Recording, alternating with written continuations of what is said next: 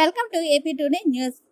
Srikakulam doctor BR Ambedkar విగ్రహావిష్కరణకు జిల్లా నలుమూలల నుండి ప్రజలంతా తరలి రావాలని రాష్ట్ర SC commission chairman Marmudi Victor Prasad జిల్లా ప్రజలకు పిలుపునిచ్చారు. విజయవాడలోని స్వరాజ్ మైదానంలో ఏర్పాటు చేసిన విశ్వజ్ఞాని భారత రాజ్యాంగ నిర్మాత డాక్టర్ బిఆర్ అంబేద్కర్ 125 అడుగుల విగ్రహావిష్కరణను విజయవంతం చేయాలన్నారు. రాష్ట్ర ముఖ్యమంత్రి వైఎస్ జగన్మోహన్ రెడ్డి డాక్టర్ బిఆర్ అంబేద్కర్ విగ్రహావిష్కరణ కార్యక్రమాన్ని ప్రతిష్టాత్మకంగా తీసుకుని నిర్మించినట్లు వివరించారు. విజయవాడలో డాక్టర్ బిఆర్ అంబేద్కర్ విగ్రహావిష్కరణ కార్యక్రమ నిర్వహణపై బుధవారం ఆర్ఎండ్బి అతిథి గృహంలో ఏర్పాటు చేసిన మీడియా సమావేశంలో ఆయన మాట్లాడారు. ఈ సందర్భంగా ఆయన మాట్లాడుతూ 2,000 కోట్ల రూపాయల విలువ గల భూమిలో 125 అడుగుల ఎత్తు కలిగిన డాక్టర్ బిఆర్ అంబేద్కర్ విగ్రహాన్ని 400 కోట్ల రూపాయలతో నిర్మించినట్లు పేర్కొన్నారు. అంబేద్కర్ స్మృతి వనం, లైబ్రరీ, పచ్చిదనం, ఫౌంటైన్, ధ్యాన మందిరం తదితరమైనవి ఏర్పాట్లు చేసినట్లు తెలిపారు. రాష్ట్ర వ్యాప్తంగా ప్రజలందరూ పాల్గొని కార్యక్రమాన్ని విజయవంతం చేయాలని పిలుపునిచ్చారు.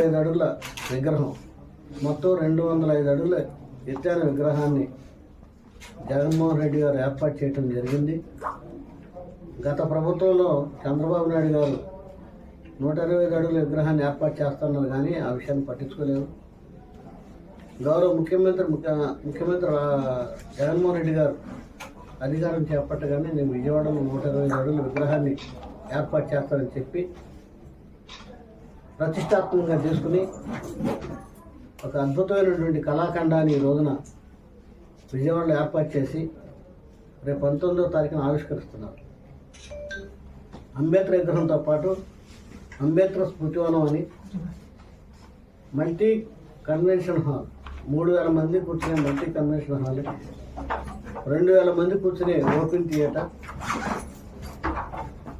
బౌద్ధులు ధ్యానం చేసుకోవటానికి వాళ్ళకి సెపరేట్ హాల్, 10,000 పుస్తకాలు కలిగినటువంటి లైబ్రరీ, అంబేద్కర్ లైబ్రరీ,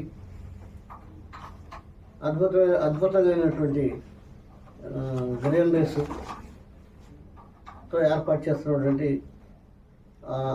ఈ ప్రతిష్టాత్మకమైన కార్యక్రమానికి రాష్ట్ర వ్యాప్తంగా లక్షలాదిగా తరలి రావాల్సిందిగా కోరుతా ఉన్నాను. అంబేద్కర్ గారు అంటే గౌరవ ముఖ్యమంత్రి జగన్మోహన్ రెడ్డి గారు చెప్పారు.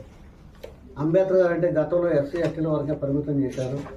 అలా కాదు, అంబేద్కర్ గారు అంటే ఈ దేశంలో 140 కోట్ల మంది ప్రజలకి స్వేచ్ఛ, సమానత్వాన్ని, సమన్యాయాన్ని, సోదరభావాన్ని ప్రతిబింబించే విధంగా, హక్కులు కల్పించే విధంగా అద్భుతమైన రాజ్యాంగాన్ని అందించిన మహోన్నతమైన వ్యక్తి అని, అంబేద్కర్ కొందరు కాదు అందరి వాడని తెలియజెప్పాలనే ఉద్దేశంతోనే ఈ మహత్కర కార్యక్రమాన్ని ఏర్పాటు చేయడం జరిగిందని గౌరవ ముఖ్యమంత్రి వారు చెప్పారు.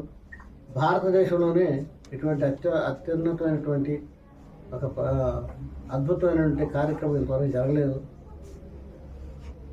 రేపు జరగబోయే కార్యక్రమం ఒక పార్టీకో, ఒక వర్గానికో, ఒక కులానికో, ఒక మతానికో కాదు, యావత్ దేశ ప్రజలందరికీ